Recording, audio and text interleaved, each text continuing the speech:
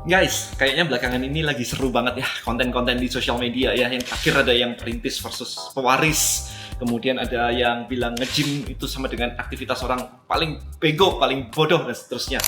Oke, kita mau analisa terlebih dahulu nih. Saya pengen breakdown itu semuanya supaya Anda dapat gambaran apa sih sebenarnya yang sedang terjadi. Bukan tentang kontennya, tetapi tentang semuanya secara luas. Yang pertama adalah strategi konten. Kalau Anda pernah baca buku saya yang Content Creator Playbook, nah itu disebutkan bahwa untuk membuat sebuah konten viral, kuncinya satu, yaitu yang namanya polarity atau keberpihakan. Jadi kalau Anda bisa membuat dua kubu berpihak, salah satu, itu akan membuat sebuah virality. Karena kalau misalkan tidak ada keberpihakan, semua setuju sama satu hal, maka tidak akan ada namanya virality. Nggak ada yang didiskusikan, semua cuma bilang agree, setuju, selesai. Nah, ketika dibuat berbeda, maka ini jadi orang terpaksa, mau nggak mau, harus memilih salah satu.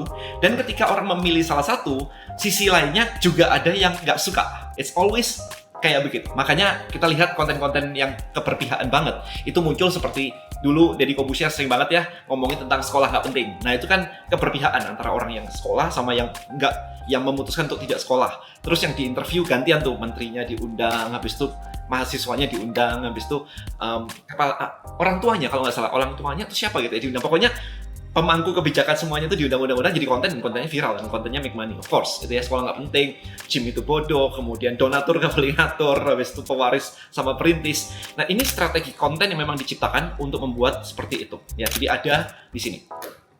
Yang berikutnya, kita masuk ke kenapa ini semua orang jadi istilahnya jadi berteriak seperti itu. Oke, misalnya nih, saya menggambar sesuatu di sini. Misalnya aja, kayak begini. Menurut Anda, ini gambar apa?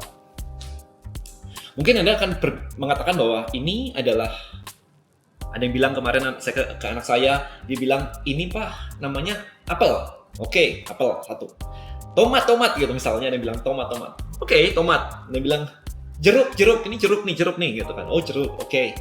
Tapi boleh nggak kalau saya mengatakan bahwa ini adalah menunjukkan kemampuan saya untuk menggambar apel. So this is not apple, guys. This is not apple. Ini menunjukkan kemampuan saya menggambar apple. Benar nggak kalau kayak begitu? Nah, artinya adalah kita punya sebuah gambar di sini ya. Kita punya sebuah gambar. Tetapi otak kita bisa memberikan makna yang berbeda-beda. Bisa memberikan makna ini apel, ini jeruk, ini tomat, whatever lah ya. Ini apapun itu. Dan dari sudut pandang saya sendiri adalah ini juga kemampuan saya menggambar apel. Which is juga benar juga. Jadi semua bisa benar, padahal gambarnya satu. Dan jawabannya adalah berbeda-beda. Kalau dilihat dari situ, berarti adalah peta itu berbeda dengan teritori atau kenyataan. Jadi kalau Anda di kota Anda, di Jakarta, di Surabaya, di Malang, di apapun itu, kalau Anda buka peta ini tidak sama dengan aslinya. Jadi realita tidak sama dengan apa yang ada di pikiran kita. Itu udah pasti. Karena realitanya selalu berubah. Jalan tiba-tiba dijadiin one way misalnya. Diubah. Di kepala kita kan belum diupdate. Kepala kita kan update-nya selalu telat. Kan kejadian dulu baru diupdate. Itu pun kalau diupdate terus. Hari ini sudah era AI. Berapa banyak dari Anda yang belum ngerti AI? Karena nggak diupdate kan? Berarti dunia sama ini itu berbeda sekali. Nah, karena berbeda sekali, pertanyaannya, Anda hidup di realita atau di dalam pikiran Anda sendiri yang belum diupdate itu? Nah, ini yang disebut dengan persepsi. Jadi, makna munculnya dari mana? Bayi baru lahir, itu nggak punya makna, nggak punya belief, nggak punya apapun itu. Nggak ada namanya perintis versus pewaris itu harus dibeginiin, harusnya nggak boleh ngomong kayak begitu, ini anak kecil. Bayi baru lahir, tidak punya belief itu sama sekali. Oke, jadi makna itu dari mana? Makna itu muncul dari referensi yang sudah Anda pelajari selama Anda hidup. Misalnya, anak baru lahir tidak akan kenal namanya kegagalan. Ya, kalau dia jatuh, dia berdiri. Nggak ada namanya jatuh. Ma, gimana caranya bangkit dari jatuh? Nggak ada. Bangkit lagi, dia nyoba lagi. Dia tidak kenal kata gagal. Ya, lari jatuh, berdiri lagi, lari lagi. Dia bodo amat. Gitulah, ceritanya begitu. Oke? Sampai dunia mengajarkan ke anak itu bahwa yang namanya gagal itu menyakitkan. Contohnya apa? Mulailah dia belajar. Mulailah dia sekolah. Sebelum sekolah nggak ada apa-apa, baik-baik aja. Sampai dia sekolah, ketika rankingnya nomor 1 dari bawah, orang tuanya sudah mulai marah keras. marah lah, yang belajarnya dipukulin, nilainya dapat C gitu, udah dipukulin sampai ketakutan dan sebagainya. Oke? Dan disitulah dia belajar bahwa ternyata kegagalan itu menyakitkan. Dan pelajaran diterima dengan baik bahwa aku nggak boleh gagal lagi, aku harus berusaha keras dan sebagainya. Tetapi yang kita tidak sadari, itu program masuk bawah sadar. Sehingga ketika ketemu sesuatu, mending nggak gue lakuin daripada nanti gagal dan menyakitkan, memanggil ulang memori di masa lalu. Itu yang terjadi. Tapi kita balik lagi sekarang. Oke, itu kejadian pemrograman otaknya seperti itu. Makna muncul dari kejadian-kejadian tadi, bahwa ternyata gagal itu menyakitkan. Itu dia akhirnya memberi makna. Otak kita cepat banget memberi makna. Kalau begini artinya begini, kalau begini artinya ini. Ya, kalau anak kecil harusnya nggak boleh ini. Nah, itu makna. Itu makna. Karena secara kejadian, secara fakta atau data, si A ngomong perintis versus pewaris. Datanya begitu. Titik. Nggak ada maknanya. Sampai Anda, otak Anda yang canggih itu memberikan makna. Maknanya dari mana? Maknanya dari masa lalu Anda. Karena ambil bayi baru lahir dikasih perintis versus pewaris, dia kagak ngerti. Oke? Nangkap ya dari sini ya. Jadi sebuah kejadian itu akan muncul maknanya setelah Anda kasih makna. Oh, banjir. Ya banjir aja. Tapi begitu Anda memberikan sebuah makna, waduh nanti mobilku kena, waduh nanti kerugianku ini, waduh, panik. Ya, oh punya utang, selesai. Tapi otak kita memberikan makna, terlilit hutang, terjerat hutang. Bahasanya aja udah hiperbola. Dan itu membuat kita semakin berat di pikiran, semakin stres. Nanti kalau dipanggil debt collector gak bisa bayar, rumahnya disita, ini dibuangin semua, aku gak bisa makan, anakku gak bisa makan, nanti mati. Ya, itu yang bikin stres. Ya, jadi saya tidak membahas tentang kontennya. Sekali lagi, saya membahas tentang bagaimana makna itu tercipta dari sudut pandang saya sebagai seorang yang mempelajari neuroscience seperti ini, ya NLP dan sebagainya, neurosemantik dan sebagainya. Oke, nah sekarang kita semua punya belief. Habis itu, belief ini ditabrakin sama cerita tadi, perintis versus pewaris, dan kita punya belief. Kita semua punya belief atau hal-hal yang kita yakini itu benar. Bahwa ini anak kecil belum tahu rasanya jadi perintis beneran, tapi ngomong-ngomong perintis. Nggak boleh itu. Nah, itu belief kita. Kalau Anda nggak memiliki itu, ya ini bodo amat. Ngomong kayak gitu nggak ada artinya. Bodo amat. Tetapi, karena Anda memiliki belief, dan belief Anda ditabrak, boom, gitu. Nah, itu jadi sebuah konflik. Nah, sekarang pertanyaannya, bagaimana belief itu tercipta? Ingat, bayi baru lahir tidak punya belief apapun. Nah, yang terjadi adalah belief itu sebenarnya cuma sebuah ide. Sebuah ide yang Anda konfirmasi berulang kali, sehingga ide tadi menjadi sebuah kebenaran bagi otak Anda, hanya bagi Anda. Belum tentu itu kebenaran bagi orang lain. Tadi pagi saya barusan baca di thread, ada yang bilang kayak, nggak ada yang namanya orang, nggak ada modal apapun dari nol bisa-bisa tiba-tiba kaya, itu nggak ada kayak begitu. Terus pokoknya motivator, tiap kali saya dengar motivator ngomong begitu, saya nggak mau dengar. Nah itu artinya adalah beliefnya dia membuat dia tidak mau mendengarkan itu semua. Apakah itu benar? Belum tentu benar. Ada kok yang dari nol bisa kaya, sukses sekali. Dari nol, literally dari buruh. Ada nggak? Ada. Dari buruh jadi sukses. Ada. Nah, tetapi dia nggak percaya. Ya, jadi itu yang disebut dengan belief. Jadi belief tercipta karena adanya sebuah ide yang dikonfirmasi beberapa kali, sehingga itu menjadi kebenaran bagi Anda, bukan bagi universal truth. Ya, belief tidak pernah universal truth. Oke. Nah, sekarang kita ngomongin dari belief tadi, masuk ke berikutnya, yaitu luka batin. Luka batin sebenarnya adalah sebuah kejadian di masa lalu yang emosional atau traumatic event. Ya, Anda jalan di pinggir jalan, udah hati-hati mau nyebrang jalan, udah bener-bener hati-hati, udah jalan, tiba-tiba ada motor dari samping nggak kelihatan, nabrak, kaki Anda patah. Maka next time-nya itu menjadi traumatik yang disimpan. Sehingga sudah hati-hati pun nggak berani nyebrang jalan, nggak berani naik pesawat, nggak berani turun elevator, naik lift, whatever lah, itu semua segitu. Nah, remember, ketika ketabrak, kakinya patah, dan itu menjadi sebuah traumatic event di kepala, itu disimpan oleh memori. Dan otak kita canggih banget. Otak kita berusaha melindungi kita, survival mekanismenya. Sehingga apa? Sehingga dia akan membuat kita menghindari sebuah kejadian lagi yang bakal kayak begitu lagi. Pernah ngomong, salah ngomong, dimarahin abis-abisan. Dia akan punya self-defense mechanism sehingga aku nggak berani konten. Nanti kalau konten, nanti kalau salah ngomong, gue bakal dihajar lagi. Jadi itu self-defense mechanism. Jadi kalau sekarang Anda nanti minder, nanti takut, nanti apa, nah ini berarti ada self-defense mechanism yang sedang bekerja. Oke? Kalau tidak disuruh konten, ya nggak apa-apa. Tapi begitu disuruh konten, wah langsung muncul tuh, kepanggil. Langsung cepet banget kepanggil. Nah, jadi dari sini, begitu tadi ya disuruh nyebrang jalan, sebelumnya nggak apa-apa begitu disuruh nyebrang jalan karena ada pernah ketabrak motor, maka dia manggil memorinya. Ke belakang manggil memorinya semua pengalaman untuk menjaga dia supaya tidak ketabrak lagi. Maka dia mau nyebrang jalan, itu bawah sadarnya menolak. Kayak nggak mau. Munculnya apa? Takut.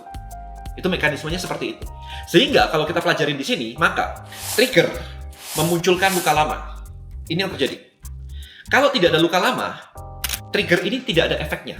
Kalau nggak pernah ketabrak motor, maka nyebrang jalan aja. Anda berapa kali nyebrang jalan aman-aman aja.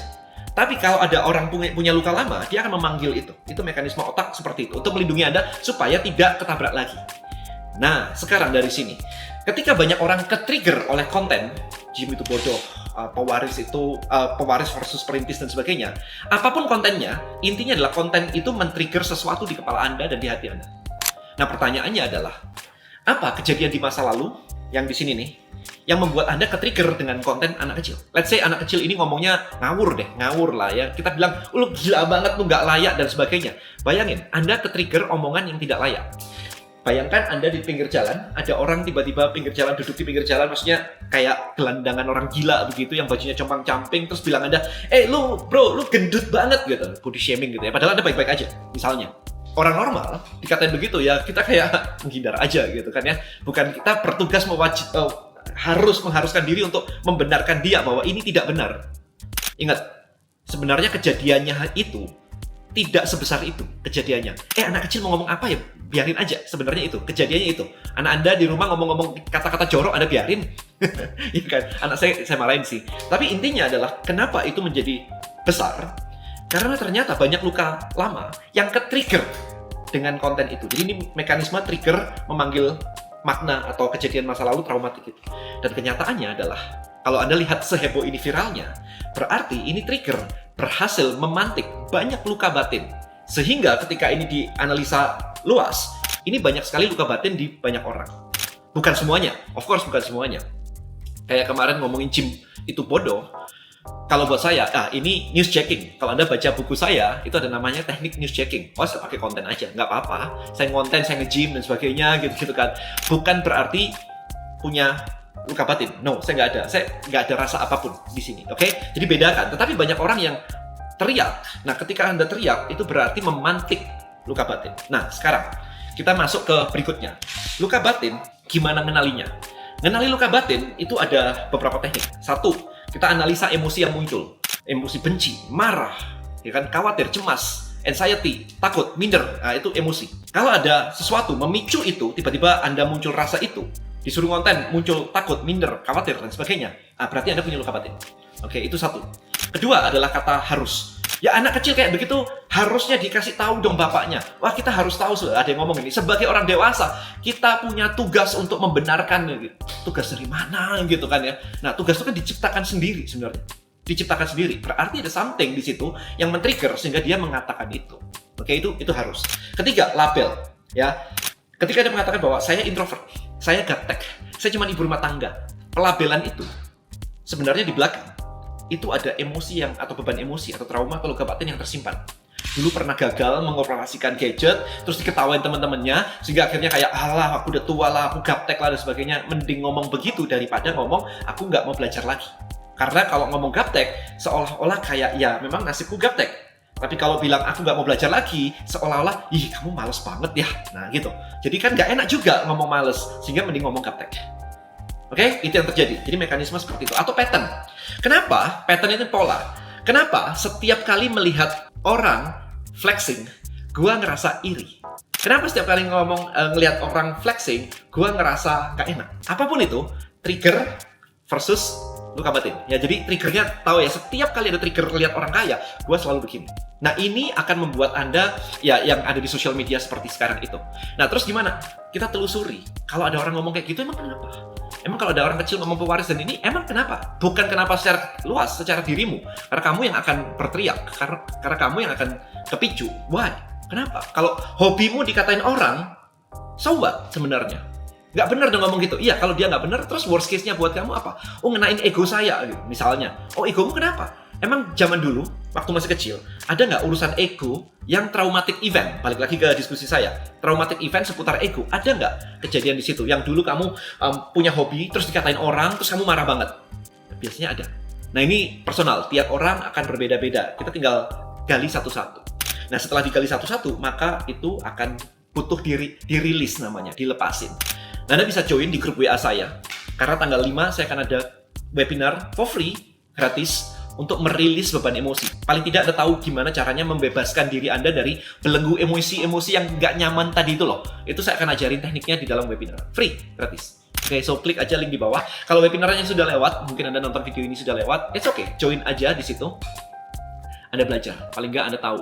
Oke, Anda bisa terapkan buat diri Anda, pasangan, keluarga, orang tua, anak, semuanya Anda bisa pakai. Nah, oke, kita masuk ke last part. Last part, sekarang. Kita ngomongin perintis versus pewaris. Kalau hari ini Anda pewaris, good. Semoga Anda bisa melanjutkan warisan Anda dengan lebih baik. Kalau Anda hari ini sedang struggling sebagai perintis, kalau Anda marah-marah sama pewaris, atau menganggap pewaris itu enak dan sebagainya, ingat, Anda hari ini perintis. Itu untuk menjadi pewaris. Saya sampai tadi mikir, chicken and egg, mana duluan ya? Pewaris atau perintis? Pewaris atau perintis? Menurut Anda gimana? Kalau misalnya Anda sekarang sedang jadi perintis, it's okay. Ya, nasib Anda memang begitu. Mau nyalain siapa? Nggak ada yang nyalain siapa-siapa. Tapi kan Anda punya mimpi untuk jadi bisa mewariskan sesuatu ke anak Anda nanti, sehingga anak Anda jadi pewaris. Dan ingat, kalau hari ini Anda marah-marah terhadap situasi pewaris yang enak banget dan sebagainya, kalau Anda berhasil di hidup Anda hari ini dan jadi kaya, maka anak Anda siap-siap akan dihujat orang-orang kayak Anda yang belum berhasil. Siap nggak Anda? Nah, ini akan menciptakan konflik batin sebenarnya. Karena contohnya begini, waktu masih kecil dihina sama orang kaya, sehingga akhirnya punya belief di kepala bahwa orang kaya ini jahat, orang kaya itu sombong, orang kaya menindas. Dikonfirmasi dengan sinetron-sinetron di Indonesia yang orang kaya selalu menindas yang miskin.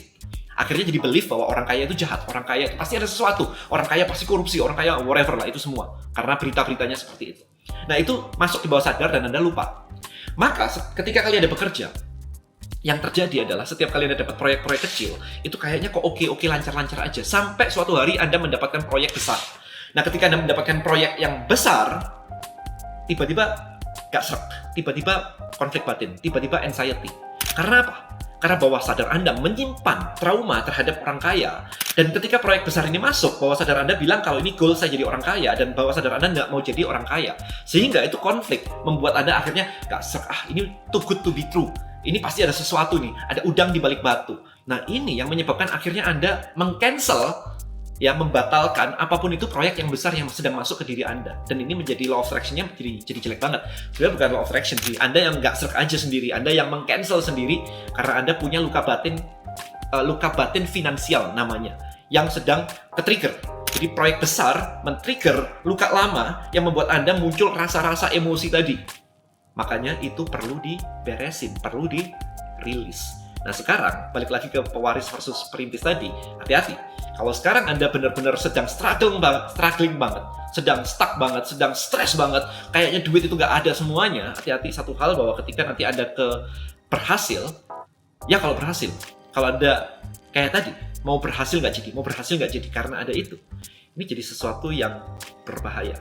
So, pilihan di tangan Anda sekarang. Apakah Anda mau membereskan luka batin, mental block, trauma, dan seterusnya itu, atau Anda mau teruskan kayak begini? Tiap kepicu konten tertentu jadi trigger, dan hidup Anda akan kayak, wah ini salah, ini benar, ini salah, ini benar. Tetapi secara besar, holistiknya, hidup Anda tetap stuck. Anda cuma tahu itu benar, ini salah, tetapi hidup Anda tidak kemana-mana. Apakah itu tujuan hidup Anda? Tidak kemana-mana. Atau Anda mau breakthrough? Pilihan di tangan Anda.